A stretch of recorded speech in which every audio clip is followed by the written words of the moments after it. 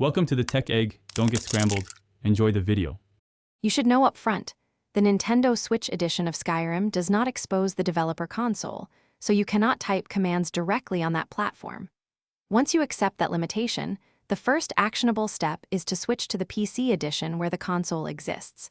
Make sure you own or can access Skyrim on PC, then learn the basic console open key and how to back up saves.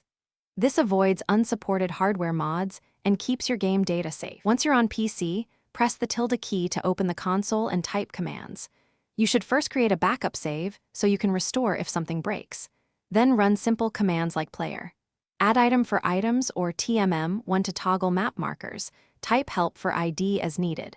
Make sure to test small changes and quit to the main menu to allow the game to write the save. This step gives you the exact result you wanted in a controlled environment. To complete the workflow, understand there is no supported method to import PC console-edited saves onto an unmodified Switch.